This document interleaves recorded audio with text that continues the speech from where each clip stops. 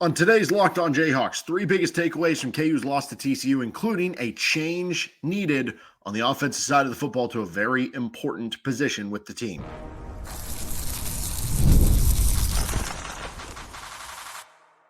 You are Locked On Jayhawks, your daily podcast on the Kansas Jayhawks. Part of the Locked On Podcast Network, your team every day.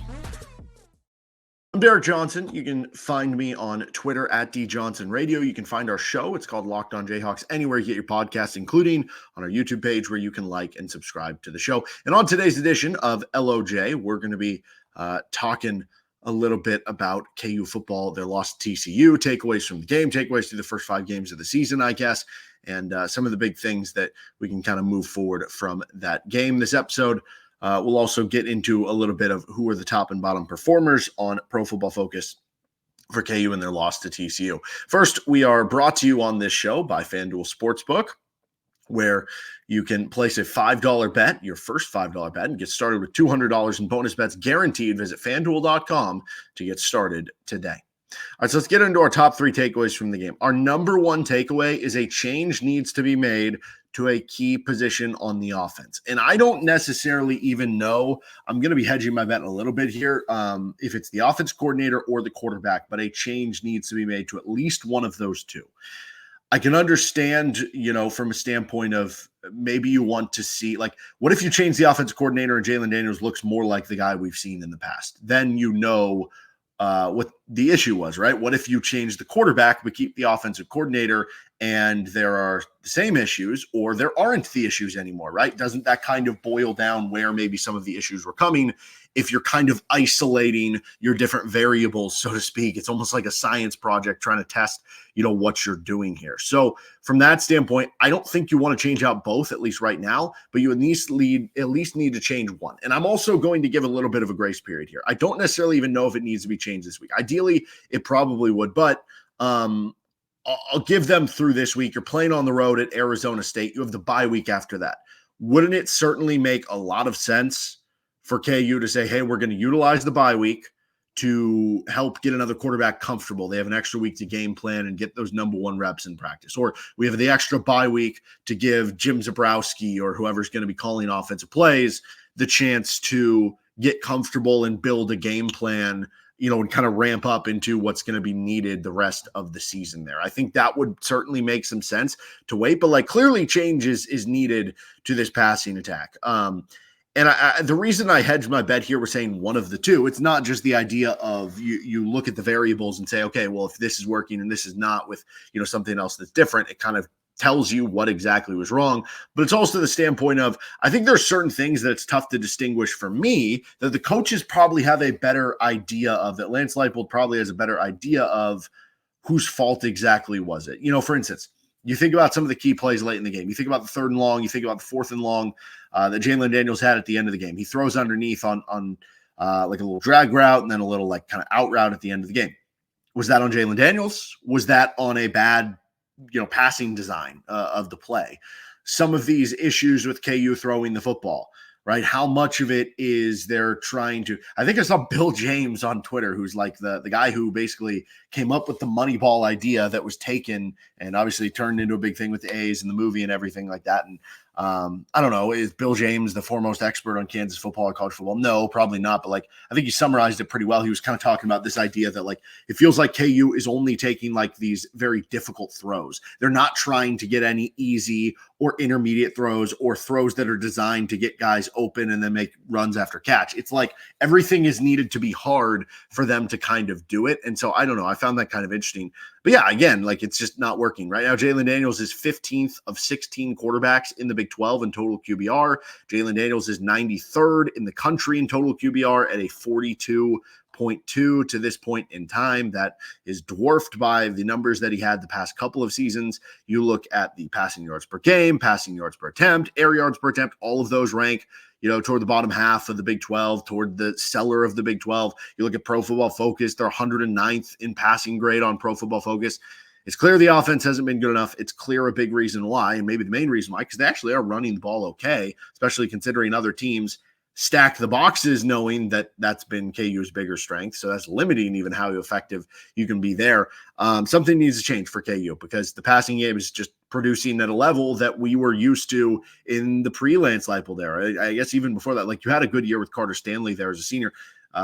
These are quarterback numbers that you were used to seeing in past KU football, but you haven't really been used to seeing in the Lance Leipold era so far. And so I also think there's obviously the performance itself warrants, talking about change and what needs to happen here. But specifically with the quarterback position, and I think this goes for offensive coordinator too, it feels like to me you're starting to see some of the issues that are happening at those spots for KU bleed over into other positions. What I mean by that is maybe it's a lack of confidence, maybe it's a lack of focus, a lack of concentration. Ideally, you wouldn't have this happen, but think about it. It'd be a lot easier just from human nature.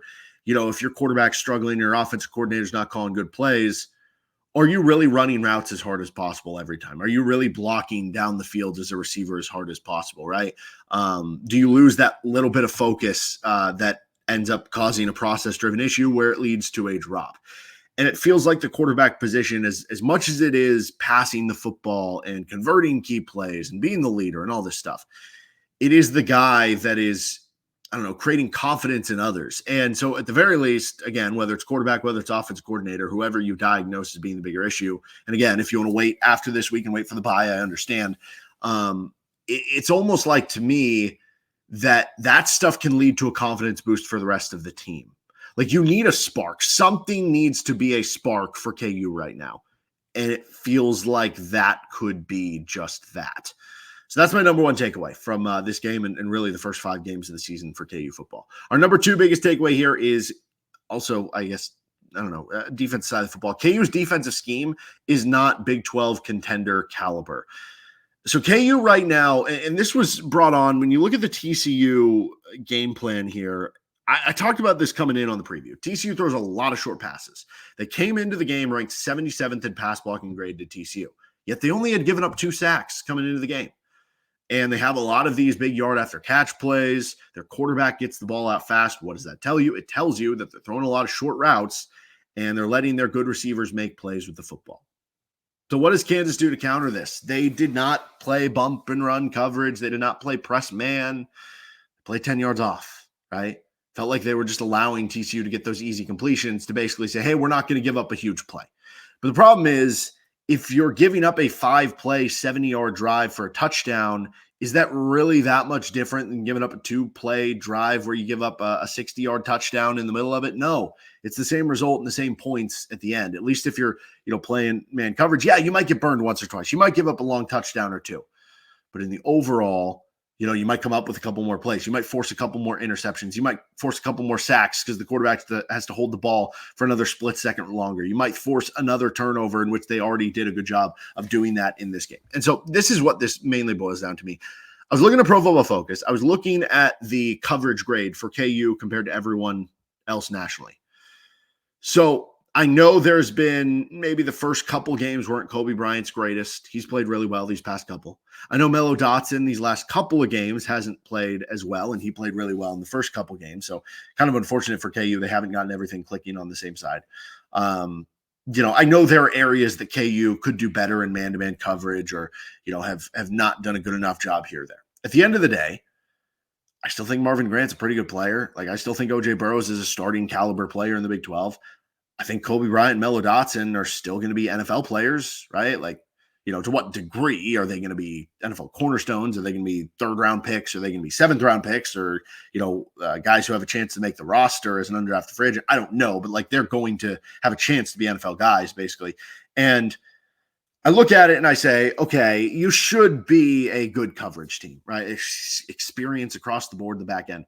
Kansas right now on Pro Football Focus is 85th in the country in coverage grade. Now, is that on the guys? Probably a little bit. There probably are some areas where, they haven't done a great enough job individually. But as part of that, too, putting them in the wrong situations. Like, the way I look at it, I almost wonder if this style of defense KU plays where they back off, it raises the floor of what guys can be, right? If you're not a great DB, the way you're playing, the way that KU plays them, probably is going to help those guys. But for the guys who have the high ceilings, the guys who are very talented like Cobee and Mello, is this the best way to be playing right now? And so when you see consistently in past years, KU struggle against high up-tempo offenses, against teams who can throw the ball around the yard, they struggled defending the pass against TCU, it just makes me wonder if, like, okay, this system makes sense to work against MAC opponents and Division III opponents. You know why? Because those quarterbacks aren't as consistent. And if you make them have to consistently paper cut you down the field, there's a good chance eventually they're going to make a bad pass. But you're in the Big 12, and these quarterbacks are really good, right? They're going to, if you're going to let them paper cut you down the field, they're going to paper cut you down the field. And so I just don't get that. I don't get the consistently not really adjusting and playing guys off. And I also don't really understand. So Tylan Berryhill actually has done a pretty decent job here over these last couple of weeks. And obviously Cornell Wheeler out, that certainly hurts you.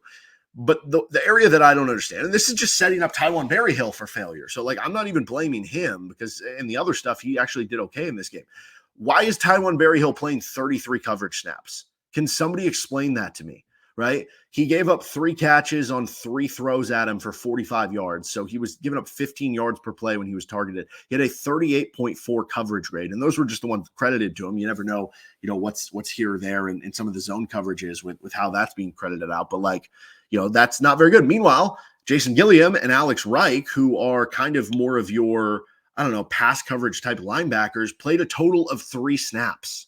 Or you could have used another DB, right? Just play Marvin Grant as the second linebacker with J.B. Brown as the first linebacker. And then you can make that third linebacker a cornerback or another safety, whatever you want, right? I don't understand the willingness to do that. And so I do have real questions about I think the defensive scheme can be okay for Kansas to be an okay defense. I don't know that the defensive scheme is ever going to be good enough with what it currently is to be like championship caliber in the Big 12, I guess is what I'm saying. All right, let's get to our third takeaway. This is Locked On Jayhawks.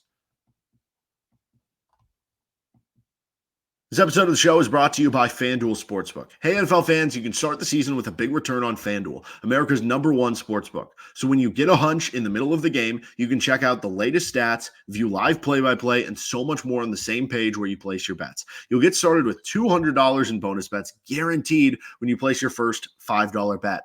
And you can also get on KU basketball to win the national title at 10-1 odds, cut down the nets. You can get that at FanDuel. You can get bets on the Chiefs or KU or the Royals in the playoffs, whatever you'd like. Have fun with it. That is FanDuel.com, the official sportsbook partner of the Locked On Podcast Network.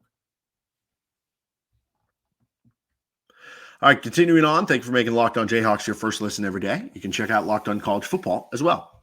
We get to the top and bottom performers according to PFF for KU TCU. Our third biggest takeaway from this game, the youngsters are coming. We talked a little bit about this last week, but I think it's even more so this week.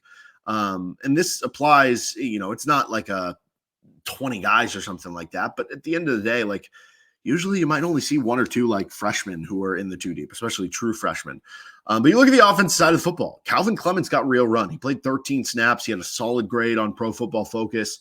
Bryce Cabeldue had an awesome game, but overall, KU actually graded really well in blocking in this game. I thought there were some questions about the pass blocking, but PFF actually liked it for this game. But Clemens helped contribute to that. I guess this player is not like a young player, but in terms of being a player who is going to be on par to play a much bigger role on next year's team than on this year's team. Doug Emelian played 8 snaps, which I guess also that's like not a ton, but that's actually the most he's played so far this season. And I can't help but wonder with, a couple key drops for the KU receivers last week, like does Doug Emelian start factoring in the rotation a little bit more than I thought he was going to certainly be playing more than he has been to this point, but he's going to be a focal point for the receivers next season. Do you start giving him more run for this season to help him ramp up into 2025 at this point in time? And then the defensive side of the football, DJ Warner played his new career high in snaps, 24 snaps. He had his second highest PFF grade of any game that he's performed so far. So that was good to see him kind of being in there. Blake Herold played 19, not quite as much as the previous game, which I'm not entirely sure why, because he graded out well. He also graded out well in this game. Maybe it was just more about the opponent you're playing and the style of play you're playing, but he continued to play well. And then by Job, more than doubled his snaps from the week before, like tripled it basically. And he played 13 snaps. That was his new career high for most. So I think as this season goes on, you're going to continue. Like, it wouldn't shock me if by Job after the bye week is playing 25 snaps in a game. Maybe even next week he's playing 20 snaps against Arizona State. So I think that's a good thing for KU, because it's not just that can make your team better if the guys who are, they're young, but they're very talented. So if they're earning more playing time, that means that they're more ready. It's not just that would help your team this year, but it's also that it would set your team up, that you know what you have, that you have some good talent coming in next year to give you a little bit more confidence. All right, let's continue on here. Top and bottom PFF performers for the KU offense, for the KU defense against TCU on Locked On Jayhawks. Our episode of the show today is brought to you by Game Time, which has a new feature called Game Time Picks that makes getting tickets for your favorite live events even easier. Game Time Picks filters out the fluff to show you only incredible deals on great seats, so you don't have to waste time searching through thousands of tickets. The lowest price guarantee, or Game Time will credit you 110% of the difference, is one of the amazing features that they have that makes this app so great. Take the guesswork out of buying tickets. With Game Time, you can look for tickets if you want to go on the road for Kansas City Royals, their wild card series. Maybe if they go further in the playoffs, hopefully they do, and you'll be able to see a home game. You can get those last minute with Game Time, and even use Game Time Picks to help you pick out the seats. Download the Game Time app, create an account, and use code LOCKEDONCollege for $20 off your first purchase. Terms apply. Again, create an account and redeem code LOCKEDONCollege for $20 off. LOCKEDONCOLLEGE. Download Game Time today. What time is it? Game time. Thank you for joining us on this episode of Locked On Jayhawks. We'll be back later this week. A little KU basketball episode on tomorrow's show. Bill Self kind of reiterating some interesting stuff about Zeke Mayo and some other interesting comments. We'll get to that, as well as a KU Arizona State preview and plenty more coming at you this week on Locked On Jayhawks. All right, top and bottom performers for KU according to Pro Football Focus. We'll start with the offensive side of the ball against TCU. How about Bryce Cabeldue, who had a couple more rough games recently? He had a 91 PFF grade, 90 pass block, 89 run block, 73 snaps. He was awesome for KU. Deserves a good goat from yesterday. A little harder to do the offensive linemen individually on first watch of a game, which we had the postcast yesterday, but retroactively giving Bryce Cabeldue a good goat here. Jared Casey had an 83.5 overall grade, 83 run block grade. He played 38 snaps. And he also had a 77.5, passing grade. So it is a receiving grade. Bryce Foster at a 75.5. Again, he seems to be continually advertised in what you brought in at center position. Luke Grimm, 75.3. He was good. And then how about this one? Shane Bumgardner, who got a lot of snaps last week, didn't have the greatest PFF grade, but maybe that allowed him to get, his feet wet in D1 action, played 27 snaps this game. He had a 74 PFF grade. So you might be starting to establish something a little bit at the guard position with Shane Bumgardner coming in and kind of rotating in for guys. As far as the bottom performers from this game, overall 19 players played for the KU offense. Trevor Cardell had just a 49.6 grade, did have a 64 in run block, only a 43 in passing, so it was dinged a little bit there. I do think this, though, as far as the tight ends go in the receiving game, they're not nearly as involved as they were in the past couple of years. I think one of that is that Andy Kotelnicki was just kind of better with the tight ends. I think 2 is that he just focused on them more. I think 3, you had Mason Fairchild, who was a really good player. And then 4 on top of that, I think Jalon Daniels is really struggling to throw over the middle. And you look at a lot of guys who struggle, like DJU for Florida State. He just forever has really struggled to throw the football over the middle. It's all on the sidelines. And eventually that gets really predictable to kind of figure out as you're a defense. And you have to be able to carve over the middle of the field. And KU hasn't been able to do that. And I think that's kind of hurt the tight ends. That isn't necessarily their fault. Quentin Skinner at a 49.8. That second to last. Certainly that drop was a big one. LJ Arnold had a 51.9. That was third to last. Trevor Wilson had a 53.6.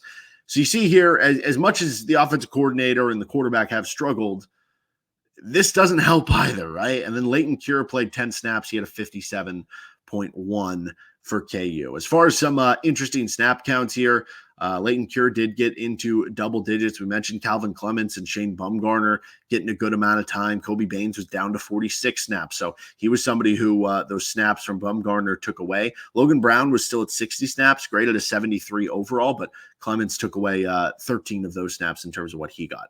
Now on the defensive side of the football for KU, in this game, the top performer was Cobee Bryant. That's back-to-back weeks. He was your top defensive performer on PFF. 78 overall grade. He had a 75 coverage grade. He was targeted 6 times and gave up 5 catches, so more than you would like. 57 total yards here, although 26 was after the catch, and I do think there was 1 or 2 screen passes that were credited against him. So I do think that number may be a little bit inflated, but the reason why he graded so high was actually his tackling. 8 tackles, or 8 solo tackles, 3 more assisted. I think the actual game stats gave him 10. PFF's given him 11. He had the forced fumble, and he missed 0 tackles. So that was actually nice for Cobee Bryant. Keenan Caldwell, how about that? Only 17 snaps, so 77 PFF grade. I don't know. Is that bad that KU's next 3 highest rated players, or I guess next 2, Keenan Caldwell, Blake Herold, 77 for Caldwell, 72 for Herold. And then if you want to go one next, Tommy Dunn had a 72 grade. Yet among those defensive tackles, let's see, DJ Withers played 37 snaps. Caleb Taylor played 34. So Dunn played the 3rd most snaps. Herold played the 4th most snaps. Caldwell played the 4th, and then Derrick played the 5th. So your 2nd, 3rd, and 4th highest graded PFF defenders in this game were basically your 3rd, 4th, and 5th defensive tackles. That might not be ideal, to say the least, but good for those guys. They performed well. And then 5th was Marvin Grant. He ended up with a 70 PFF grade, had a 78 in coverage in this game for KU. Just on the outskirts, By Job and DJ Withers were right there. JB Brown was right around there too. The bottom performers, Tywan Berryhill had a 31 PFF grade. That was tanked by the coverage grade. The tackling was closer to 50, pass rush at a 55. Jalon Dye had a 44 grade. OJ Burrows had a 51. He had the interception, but outside of that, he really struggled. OJ Burrows had 4 missed tackles. Mello Dotson had a 55 grade. He really struggled. Dylan Woodkey actually had a 57. But I mentioned this. I put him as a good GOAT because I thought really outside of the missed tackles, he was good. He ended up with 3 missed tackles, but I felt like 2 of those 3, he slowed the guy down that allowed somebody else to make the big play. He actually ended up with a 67 pass rush grade. So, he was at least decent there. He just had a 20 tackling grade, which killed him. Obviously, missed tackles killed KU. 4 for Burrows, 3 for Woodkey, 1 each for Brown, Robinson, Dotson, Berryhill, and Grant in this game. Dotson was targeted 10 times. He gave up 8 catches. That's not going to go super well for you as far as some of the interesting snap counts. Yeah, I mentioned Reich and Gilliam only having 3 total snaps. I found that interesting. This was the biggest for Demarius McGee at 22 snaps. I guess I could have included him and some of those young guys playing for KU. But the guys who played the most snaps for you, Jalon Dye and Tywan Berryhill, had a 44 and a 31 PFF grade. Again, not totally ideal. Maybe the situations you're putting in. All right, that'll do it for this episode of Locked On Jayhawks. You can find our show anywhere you get your podcast, including on our YouTube page. We'll be back tomorrow to talk a little KU basketball. Zeke Mayo, one of the best players on the team. We'll talk about that on Tuesday's edition of LOJ. See you then.